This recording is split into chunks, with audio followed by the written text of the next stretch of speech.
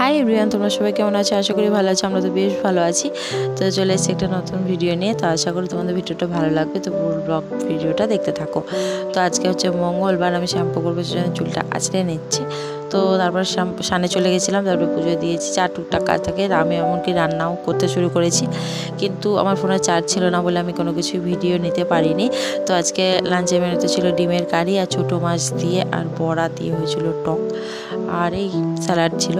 তো আমাদের বাড়িতে টকটা খুব হয় না, খুব একটা কমই হয়, কিন্তু আজকে হয়েছিল, মানে অনেকদিন পর খেতে ইচ্ছে হচ্ছিলো, তাই বানিয়েছিলাম।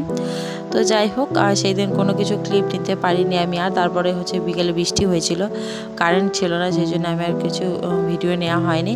তো এটা হচ্ছে তার পরের দিন, মানে বুধবার দিন। তো এখন আমি বুটকে হচ্ছে একটু আদর করছিলাম। তো বুটকে হচ্ছে মানে কি বলবো, এক থাপ্পড় দিলাম, তারপরে হচ্ছে ও চুপচাপ হলো, নাহলে কিন্তু কেমন করছে দেখো। ওকে যতই ভালোবাসা হোক ততই ও কিন্তু বিরক্ত বোধ করে, ওকে ভালোবাসা যাবে না। যাই হোক, ও এখন আমাদের বাড়িতে থাকে। তো আমি হচ্ছে ওকে একটু ফোন দিয়ে দেখাচ্ছিলাম, আর ও আমার এমন করছিল যেন ফোনটা কেড়ে নিয়ে ফেলে দেবে। দেখতেই পাচ্ছ কি। তো আজকে হচ্ছে বুধবার দিন, আজকে নেওয়া হয়েছিল আমাদের বাড়িতে মাছ।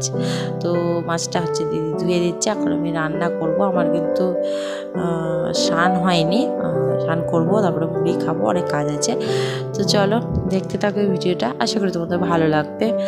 আর আমি অনেক দিন মুড়ি খাইনি, অনেক দিন পর মুড়ি খেলাম, আর আমার মুড়িটা খেতে খুব একটা ভালো লাগতো না, সেই জন্য আমি খেতাম না বলতে গেলে। আজকে অনেক দিন পর মুড়ি খেলাম, বেশ ভালোই লাগছে। তো যাই হোক, এখানে হচ্ছে বুটকি মাছ কাটা দেখছে, আর আমি তারপরে খেয়েছিলাম হচ্ছে পেয়ারা মাখা।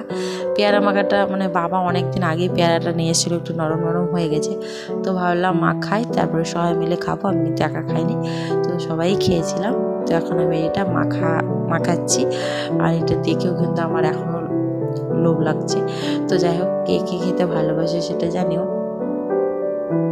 তারপরে সবাই মিলে খেয়েছিলাম। আর তোমাদের একটা কিউট জিনিস দেখায়, দেখো এই চামচটা, দেখো কতটা কিউট। তো এটা না সেই সেল বসে যেগুলো মেলাতে, ওই 15 টাকা 20 টাকার। তো ওইখান থেকে আমরা নিয়েছিলাম, মানে আমি নিয়েছিলাম, ভালো লাগছিল দেখতে বলে। তো সবাই মিলে পেয়ারা মাখা খাওয়ার পর আমি চলে গেছিলাম রান্না করতে। তো এখন করব মাছ ভাজাটা করব। তো আমি মাছে হলুদ আর লবণটা মিশিয়ে নিই, মানে মাখিয়ে নিই, তারপরে হচ্ছে মাছটা ভেজে নেবো। আর এই কড়াইটা না আমাদের অনেকদিন পুরনো, মানে আরও দুটো কড়াই আছে, ওগুলো একটু তেলটা গরম হতে অনেক সময় লাগে, সেই জন্য ওটা ইউজ করতে আমার ভালো লাগে না ঠিক।